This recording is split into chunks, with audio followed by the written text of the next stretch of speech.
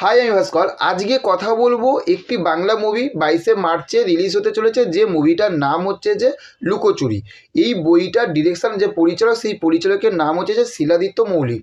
এবার এই যে একটা পোস্টার, যে পোস্টারটা আপনারা স্ক্রিনেও দেখতে পাচ্ছেন, এই পোস্টারটার মধ্যে কি এমন রয়েছে যে দর্শক এই বইটা দেখার জন্য একটা মনের মধ্যে ইন্টারেস্টেড জাগবে।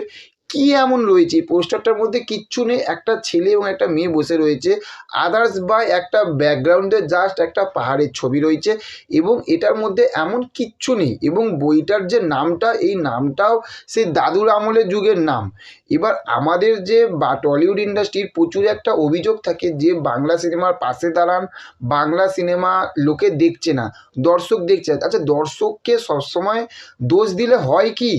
যে দর্শক এই বইটা দেখার জন্য কেন আজ আমাদের বাংলায় আজ যেরকম সেন্টিমেন্টাল তৈরি হচ্ছে, দেবজিতের কথা ছেড়ে দিন, দেবদা জিদ্দা আজ এরা বিশাল বড় স্টার, আমি এদের কথা ছেড়ে দিলাম।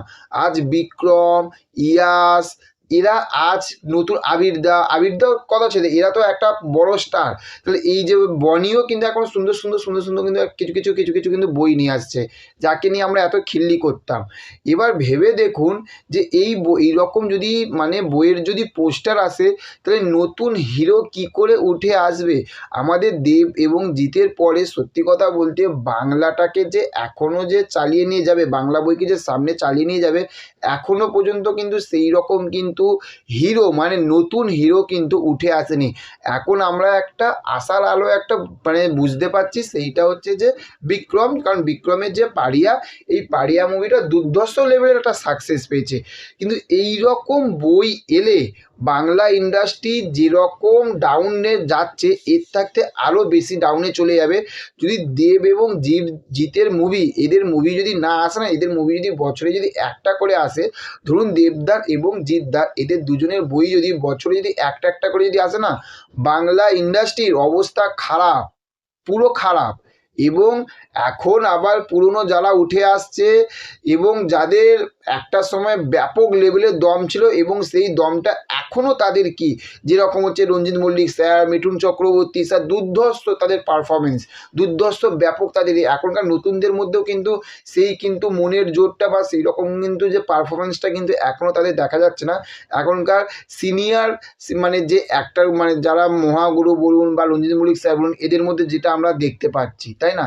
তাহলে একটাই কথা বলবো যে এই রকম বই আমাদের লোকে দর্শক দেখার থাকতে না দেখা ভালো। আমার মতে বলে এই রকম বই দেখার থাকতে না দেখা ভালো। এর থাকতে আপনি মোবাইলে যদি কোনো একটা কার্টুনের ভিডিও দেখেন, বা সেই সময় যদি একটা ভালো দিয়ে গান শোনেন, সেই সময়টা তাও সেইখানে দিলে তাও কাজে লাগবে। কিন্তু এইখানে যে 2 ঘন্টা বা 2.5 ঘন্টা বা 1 ঘন্টা 40-45 মিনিট এই রকম বইতে না দেওয়াই ভালো। তো চলুন, আপনাদের এই ভিডিওটা কেমন লাগলো অবশ্যই কমেন্ট বক্সে জানাবেন। আর চ্যানেলে যদি নতুন হয়ে থাকেন, তার চ্যানেলটিকে অবশ্যই সাবস্ক্রাইব করে পাশে থাকবেন। আর পাশে থাকা যে বেল বোতামটা, সেই বেল বোতামটা অবশ্যই টিপে দেবেন। তার কারণ হচ্ছে যে আমি যখন ভিডিওগুলো আপলোড করব, সেই নোটিফিকেশনের মাধ্যমে আপনাদের কাছে পৌঁছে যাবে, এবং আপনারা আগে কিন্তু এই ভিডিওগুলো দেখতে পারবেন। তো দেখা হচ্ছে নেক্সট অন্য কোনো ভিডিওতে। ভালো থাকবেন ততক্ষণ। Okay, thank you, have a nice day, tata, bye by.